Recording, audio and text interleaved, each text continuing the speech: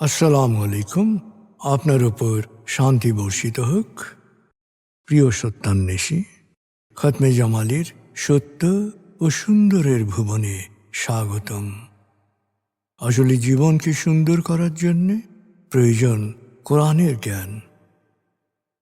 আল্লাহ নিজেই বলেছেন, আমি কোরআনকে খুব সহজ করে দিয়েছি যাতে করে তোমরা এর শিক্ষা মনে রাখতে পারো।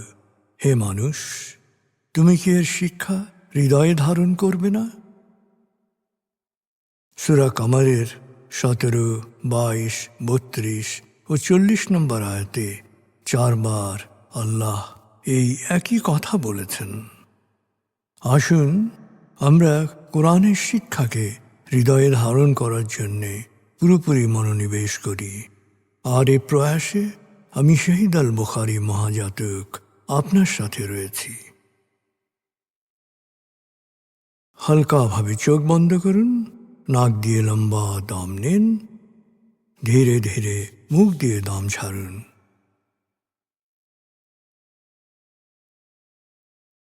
দম নেবেন পেটে, ছাড়বেন মুখ দিয়ে। দম নেওয়ার চেয়ে দম ছাড়তে সময় একটু বেশি নিন। এভাবে কয়েকবার দম নিন ও দম ছাড়ুন।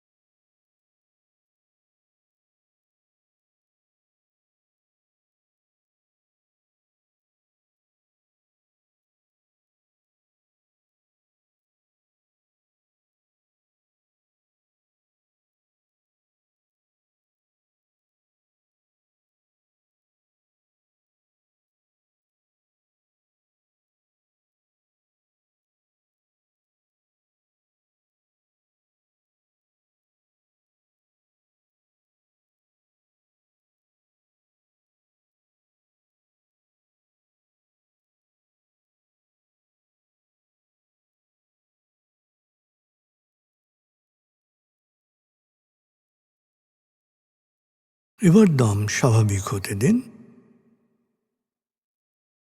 এবার নাক দিয়ে ধীরে ধীরে দম নিন, নাক দিয়ে ধীরে ধীরে দম ছাড়ুন।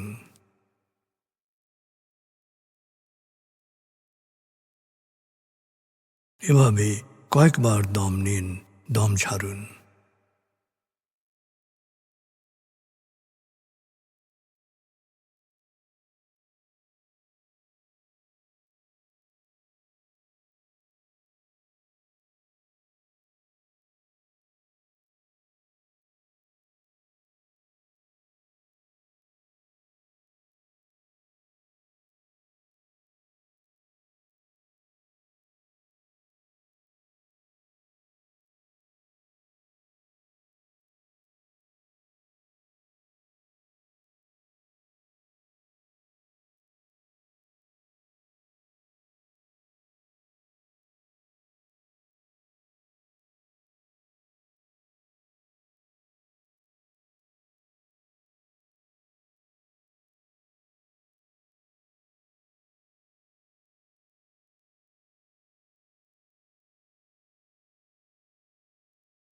এখন দম স্বাভাবিক হতে দিন।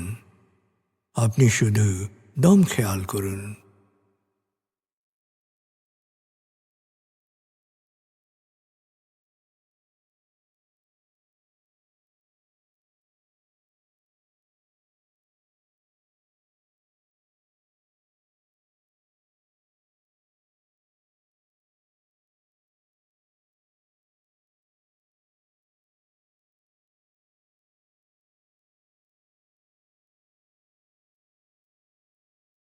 প্রিয় সত্যান্বেষী, এবার আমরা ডুবে যাব সূরা ফাতিহার তেলাওয়াত ও মর্মবাণীতে।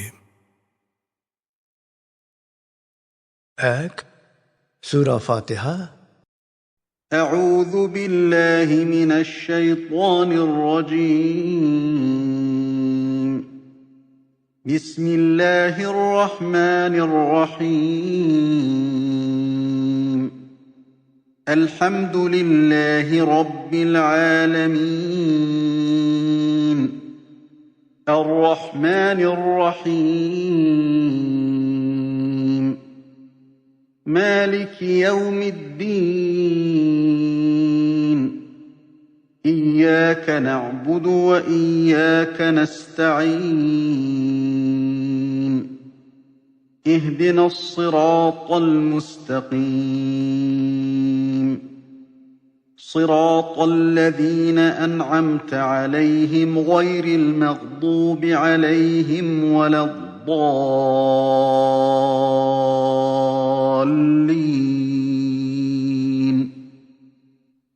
দয়াময় মেহেরবান আল্লাহর নামে। সকল প্রশংসা মহাবিশ্বের প্রতিপালক হে আল্লাহ তোমারই জন্যে। তুমি দয়াময় মেহেরবান কর্মফল দিবসের মালিক। আমরা শুধু তোমারই ইবাদত করি, শুধু তোমারই সাহায্য চাই। প্রভু হে, সাফল্যের সরল পথে তোমার প্রিয়জনদের পথে আমাদের পরিচালিত করো। প্রভু হে, বিভ্রান্ত অভিশপ্তদের অন্ধকার পথ থেকে তুমি আমাদের রক্ষা করো।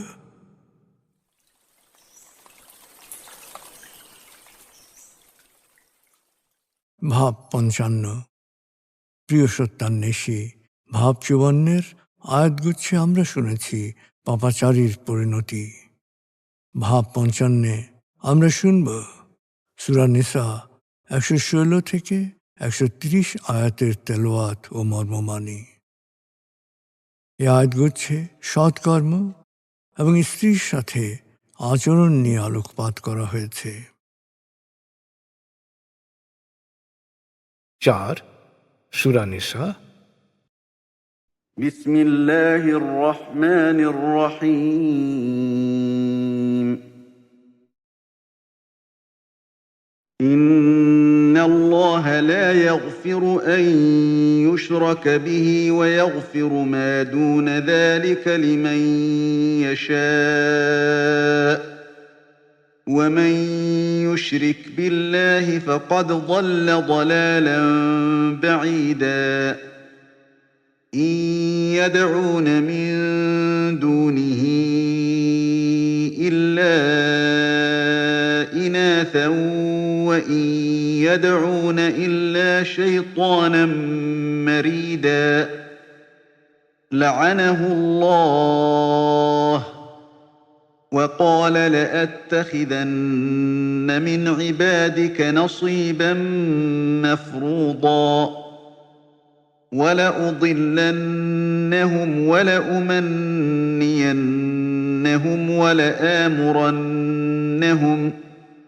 ولآمرنهم فليبتكن آذان الأنعام ولآمرنهم فليغيرن خلق الله ومن يتخذ الشيطان وليا من دون الله فقد خسر خسرانا مبينا يعدهم ويمنيهم وما يعدهم الشيطان إلا غرورا أولئك مأواهم جهنم ولا يجدون عنها محيصا والذين آمنوا وعملوا الصالحات سندخلهم جنات تجري من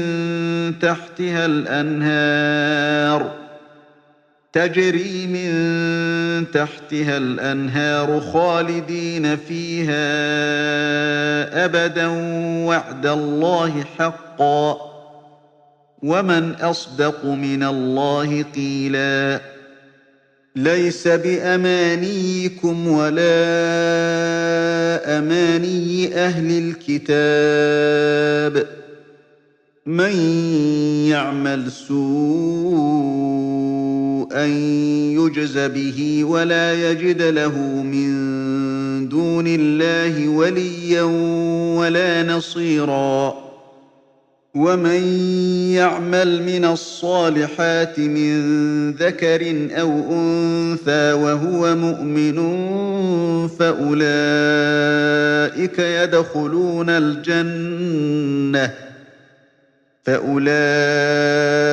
يدخلون الجنة ولا يظلمون نقيرا. ومن أحسن دينا ممن أسلم وجهه لله وهو محسن واتبع ملة إبراهيم حنيفا واتخذ الله إبراهيم خليلا. ولله ما في السماوات وما في الأرض وكان الله بكل شيء محيطا. ويستفتونك في النساء قل الله يفتيكم فيهن وما يتلى عليكم في الكتاب في يتامى النساء اللاتي لا تؤتونهن ما كتب لهن وترغبون أن تنكحوهن والمستضعفين من الولدان وأن تقوموا لليتامى بالقسط وما تفعلوا من خير فإن الله كان به عليما. وإن امرأة خافت من بعلها نشوزا أو إعراضا فلا جناح عليهما أن يصلحا بينهما صلحا والصلح خير. وأحضرت الأنفس الشح وإن تحسنوا وتتقوا فإن الله كان بما تعملون خبيرا. ولن تستطيعوا أن تعدلوا بين النساء ولو حرصتم فلا تميلوا كل الميل فتذروها كالمعلقة. وإن تصلحوا وتتقوا فإن الله كان غفورا رحيما. وإن يتفرقا يغن الله كلا من سعته وكان الله واسعا حكيما। দয়াময় মেহেরবান আল্লাহর নামে। নিশ্চয়ই আল্লাহ তাঁর সাথে শরিক করার অপরাধ ক্ষমা করেন না, এছাড়া অন্য অপরাধের জন্য যাকে ইচ্ছা ক্ষমা করেন। কেউ আল্লাহর সাথে শরিক করলে সে মারাত্মকভাবে পথভ্রষ্ট হয়। আল্লাহর বদলে ওরা তখন মূর্তি ও শয়তানকে উপাস্য হিসেবে গ্রহণ করে। আল্লাহ যখন শয়তানকে লানত করেন তখন সে বলে, আমি তোমার বান্দাদের একটা অংশকে অবশ্যই আমার অনুসারী বানাব, আমি তাদের বিভ্রান্ত ও পথভ্রষ্ট করব, তাদের ভেতরে মোহ আসক্তি সৃষ্টি করব। আমার নির্দেশে তারা দেবদেবীকে উৎসর্গ করার জন্যে পশুর কর্ণচ্ছেদ করবে। আমার নির্দেশে তারা স্রষ্টার সৃষ্টির বিকৃতি ঘটাবে। অতএব শুনে রাখো, আল্লাহর পরিবর্তে শয়তানকে যে তার প্রভু হিসেবে গ্রহণ করবে সে সুস্পষ্ট ভয়ঙ্কর ক্ষতির সম্মুখীন হবে। শয়তান ওদের আশ্বস্ত করে, হৃদয়ে অন্ধ মোহ আসক্তি সৃষ্টি করে। আসলে শয়তানের আশ্বাস তো ছলনা মাত্র। নিঃসন্দেহে শয়তান অনুসারীদের বাসস্থান হবে জাহান্নাম। এ থেকে ওরা কোনো নিষ্কৃতি পাবে না। আর যারা বিশ্বাস করবে ও সৎকর্ম করবে তারা দাখিল হবে জান্নাতে, যার পাদদেশে থাকবে প্রবহমান ঝর্ণাধারা। সেখানে তারা থাকবে চিরকাল। এটা আল্লাহর ওয়াদা, আর আল্লাহর চেয়ে বেশি সত্যবাদী কে হতে পারে? তোমরা ও কিতাবীরা, যাই ভাবো না কেন, তোমাদের খেয়াল খুশির ওপর কারো পরিণতি নির্ভর করবে না। পাপ করলে তার প্রতিফল সে পাবে। কেউই নিজের জন্যে আল্লাহ ছাড়া অন্য কাউকে অভিভাবক হিসেবে পাবে না। পুরুষ হোক বা নারী, বিশ্বাসী হয়ে যেই সৎকর্ম করবে সেই জান্নাতে দাখিল হবে। তাদের প্রতি পরমাণু পরিমাণও অন্যায় করা হবে না। আল্লাহতে পুরোপুরি সমর্পিত হয়ে যারা সৎকর্ম করে এবং একনিষ্ঠভাবে ইব্রাহিমের ধর্মাদর্শ অনুসরণ করে, তাদের চেয়ে ভালো ধার্মিক আর কে হতে পারে? আর আল্লাহ ইব্রাহিমকে নিজের বন্ধুরূপে গ্রহণ করেছেন। মহাকাশ ও পৃথিবীতে যা কিছু আছে সবই আল্লাহর, আর সব কিছুই আল্লাহর আওতাধীন। নারীদের বিষয় বিধান সম্পর্কে তারা তোমার কাছে সুস্পষ্টভাবে জানতে চায়। হে নবী, বলো, তোমাদের অভিভাবকত্বে থাকা এতিম নারীদের বিষয়ে আল্লাহ তার কিতাবের মাধ্যমে পরিষ্কারভাবে জানিয়েছেন। তোমরা এই নারীদের বিয়ে করতে চাও, কিন্তু তাদের ন্যায্য পাওনা তোমরা দাও না। আর অসহায় শিশুদের ব্যাপারেও বিধান অত্যন্ত সুস্পষ্ট। এতিমদের ন্যায়পরায়ণতার সাথে দেখাশোনা করবে। জেনে রাখো, তোমরা ছোট বড় যা কিছু ভালো কাজ করো না কেন, আল্লাহ তা সবই জানেন। আর কোন স্ত্রী যদি তার স্বামীর কাছ থেকে দুর্ব্যবহারের আশঙ্কা করে বা নিজেকে উপেক্ষিত মনে করে, তখন তারা দুজনে মিলে আপোষ নিষ্পত্তি করতে চাইলে কোনো অসুবিধা নেই। আসলে শান্তিপূর্ণ আপোষ নিষ্পত্তি সবসময় ভালো। তবে মানুষের প্রবৃত্তি সাধারণভাবেই স্বার্থপর, লোভাতুর। আর জেনে রাখো, তোমরা আল্লাহ সচেতন হয়ে নিঃস্বার্থভাবে অন্যের জন্য কিছু করলে আল্লাহ অবশ্যই তার খবর রাখেন। অবশ্য তোমরা যতই চাও না কেন, স্ত্রীদের সাথে সমান আচরণ করা তোমাদের সাধ্যের বাইরে।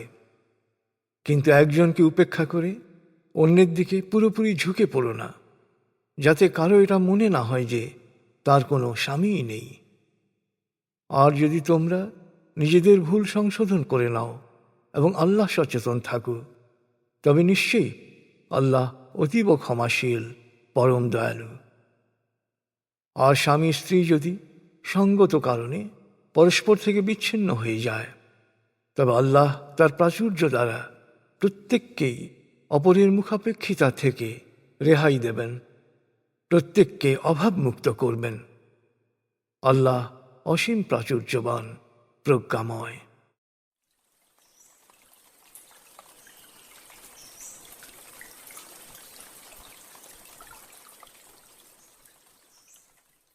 প্রিয় সত্যান্বেষী, এবার আজকের আয়াতগুচ্ছ থেকে একটি পয়েন্ট নিয়ে ভাবুন, যা আপনি অনুসরণ করার চেষ্টা করবেন।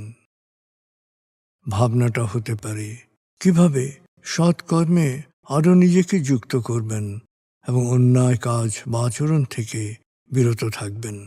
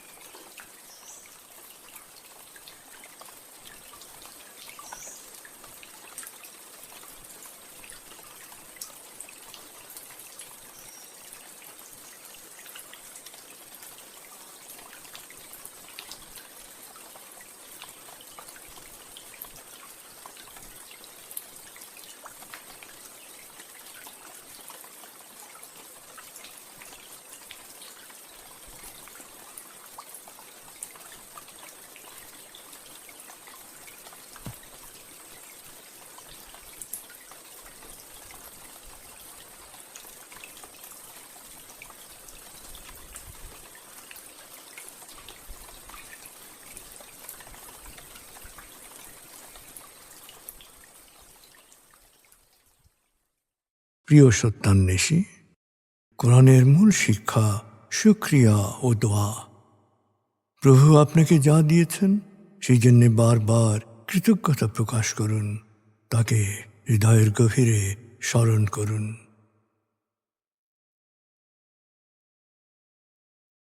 আল্লাহ আল্লাহ আল্লাহ আল্লাহ আল্লাহ আল্লাহ আল্লাহ আল্লাহ আল্লাহ আল্লাহ আল্লাহ।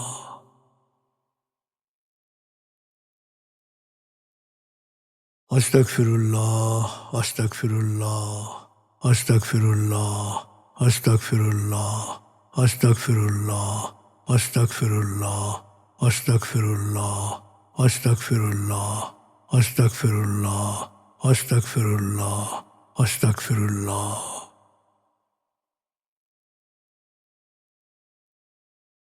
আসুন প্রার্থনায় ডুবে যাই।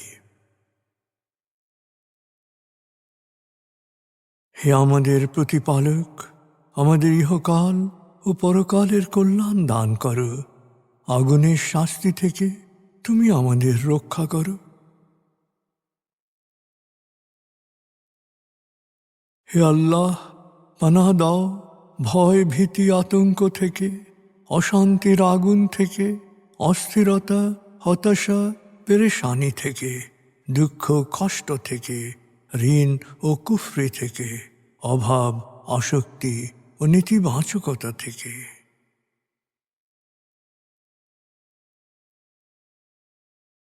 হে আমাদের প্রতিপালক, আমাদের বেহিসাব রিজিক দান করো।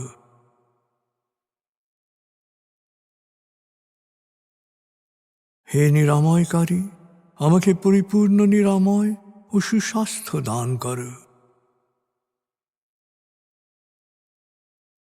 প্রভু হে, আমার মা বাবা অভিভাবক শৈশবে যে মমতায় আমায় লালন করেছেন, তুমিও তাদের উপর সেরূপ করুণা বর্ষণ করো। হে আমাদের প্রতিপালক, আমার পরিবারকে প্রাজ্ঞ সুখী ও সমৃদ্ধশালী পরিবারে রূপান্তরিত করো।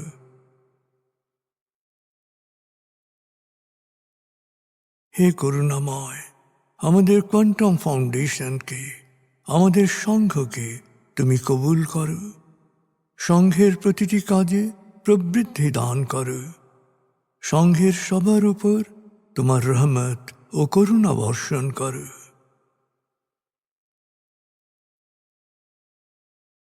প্রভু হে, আমাদের দেশকে তুমি ভালো মানুষের স্বর্গভূমিতে রূপান্তরিত করো। হে করুণাময়, পৃথিবীর সকল শোষিত বঞ্চিত মানুষকে জালেমের জুলুম থেকে, শোষকের শোষণ থেকে মুক্তি দাও।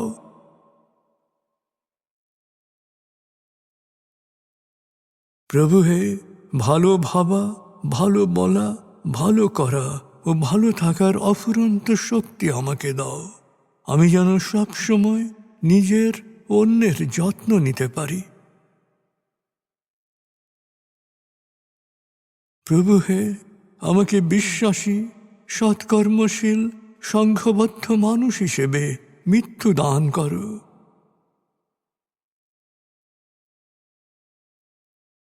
অনুভব করুন, আল্লাহ আপনার অন্তরেই আপনার কথা শুনছেন।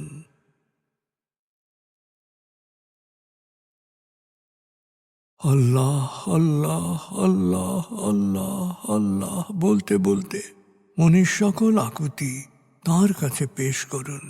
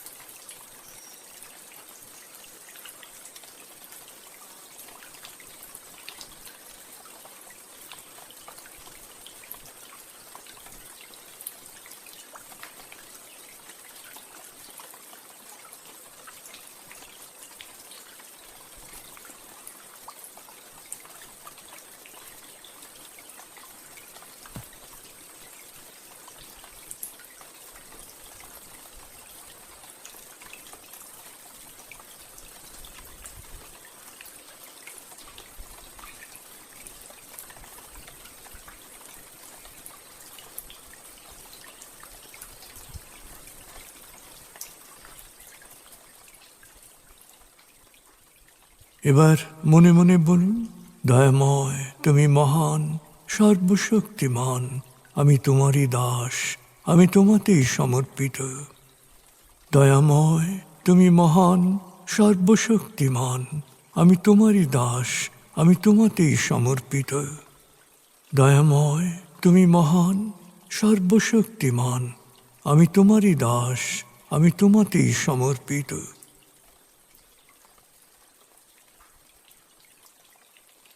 অনুভব করুন আল্লাহ আপনার প্রার্থনা কবুল করেছেন।